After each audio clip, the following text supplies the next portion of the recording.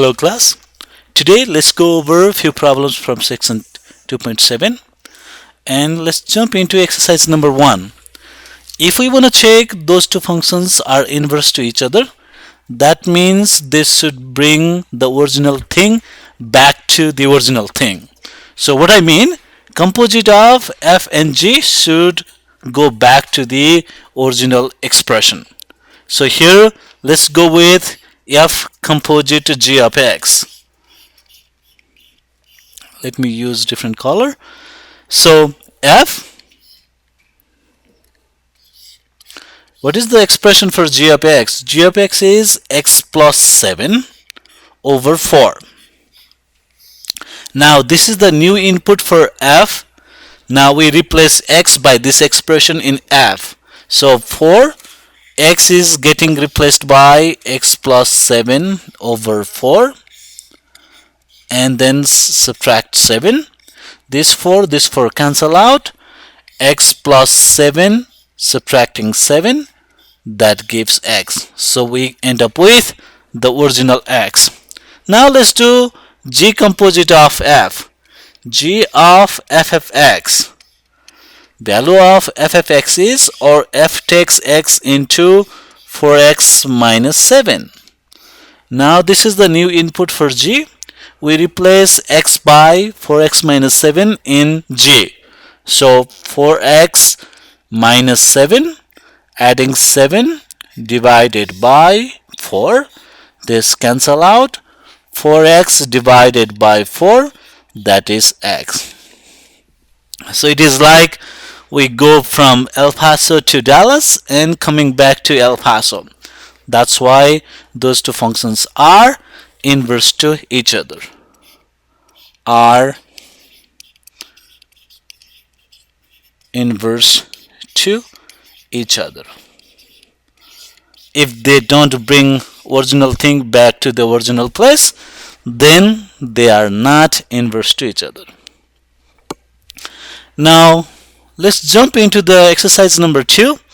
The main idea is, if you go from El Paso to Dallas, if that is the function, then when you get in Dallas, then that will be the input for the inverse. So output of original function becomes input for the inverse. That is the main idea. So now let's find the inverse. How to find the inverse? First, f of x is a little bit complicated expression. So I'm gonna replace that f of x by y equals 2x plus 7. Don't forget, y is output here and x is input. Now we are finding inverse, so interchange x and y, because output becomes input and input becomes output. So it is x equals to y plus 7. We solve for y, so subtract 7, subtract 7. We got x minus 7 equals 2y. Divide both sides by 2. That gives x minus 7 over 2. This equals y. That is the inverse function. But y is the variable we introduce. So we denote. This is just the notation. Don't get confused. Y, because it is inverse, so we put inverse sign. This is x minus 7 over 2.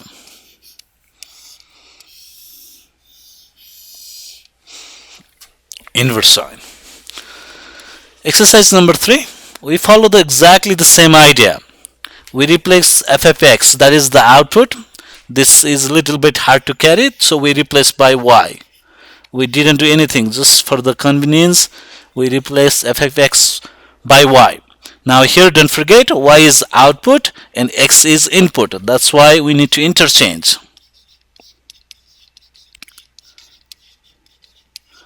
Interchange x and y. So it becomes x equals 4y cube minus 1. Don't forget, we are solving for y. For that reason, add 1 on both sides. X plus 1 equals 4y cube. Divide both sides by 4. So what we got here? x plus 1 divided by 4 equals y cube, but we want to solve for y, so let's take the cube root on both sides. Cube root on both sides, so we got y equals x plus 1 over 4 has power 1/3. In the textbook you may have different notation, but this will work. Now that is the final answer, but why is the variable we introduce? So because it is the inverse, we want to denote by f inverse x. It is in the other way, we can write x plus 1 divided by 4 has a power 1/3. That means 3 on this hook. This is the another way to write the same expression. Now exercise number 4, we follow the same idea. f of x, replace f of x by y. This equals to x plus 1 divided by x minus 5. Whenever we deal with the fraction, usually let's multiply by the LCD so that we do not have to deal with fraction. So x minus 5 cancel out. Here let's distribute xy minus 5y. This equals x plus 1. And don't forget, y is output, x is input, so we interchange x and y.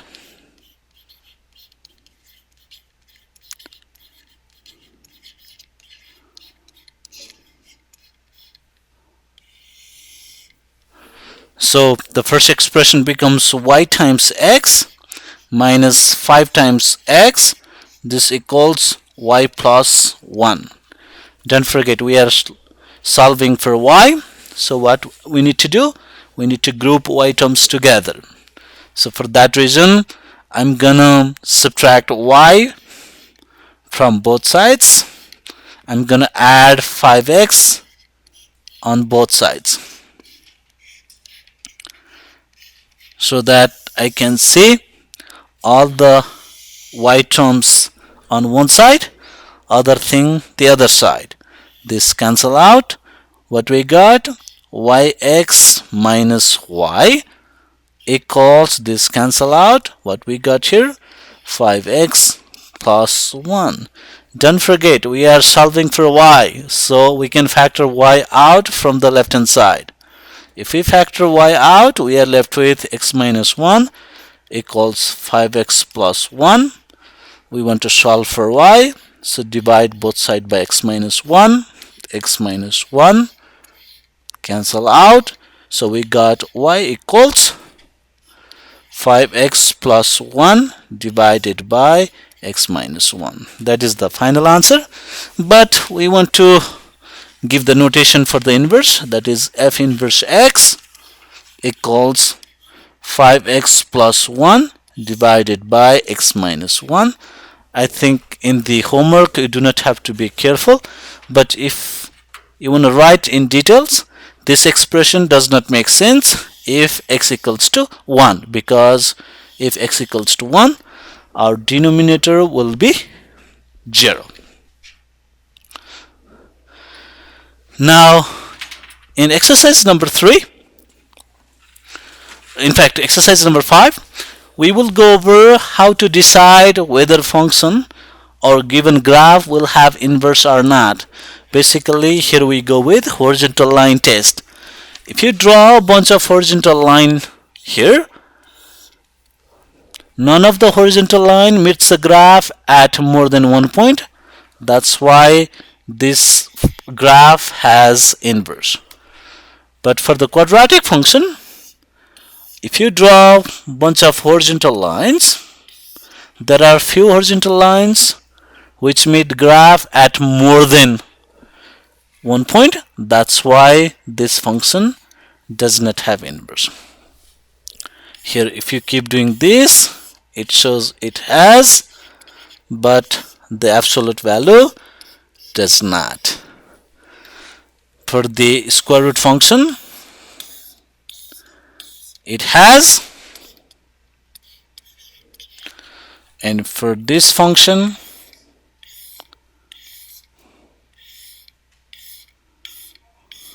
seems it has, so yes.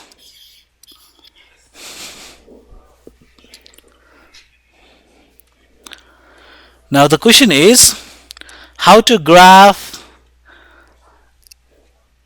inverse of the given graph without plugging the points. So instead of plugging the points, simply you can reflect the graph along y equals to x line. It will be the mirror image. That is the line. Just you flip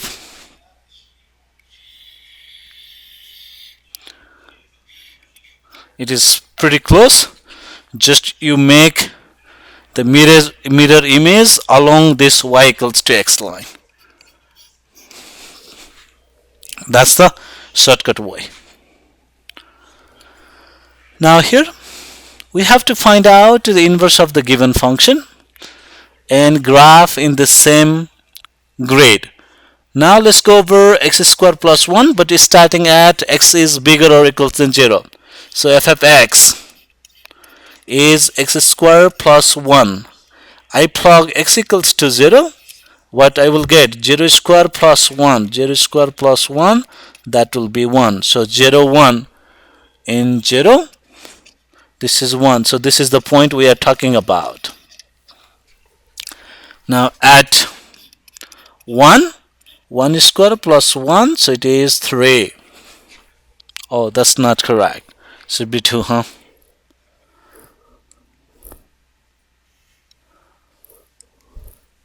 Two.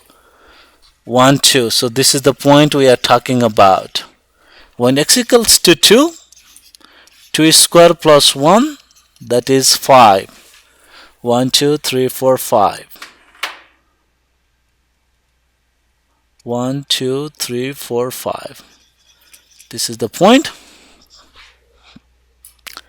And for x equals to 3, we got 3 squared plus 1, we got 10. For 3, 1, 2, 3, 4, 5, 6, 7, 8, 9, 10. Somewhere here. Now here you guys notice I'm not going left to the 0, because if we go left to the 0, this kind of function will not have any inverse, because horizontal line will cross or will meet the graph at more than one point. So that is the graph. Now without finding the inverse and plugging the points, how to graph inverse? So the inverse will be mirror image of that point is that point goes there, that point goes 5 down.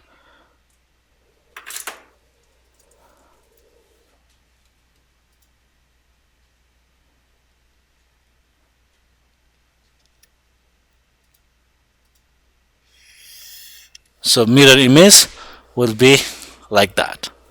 That's how we do find inverse of the given graph.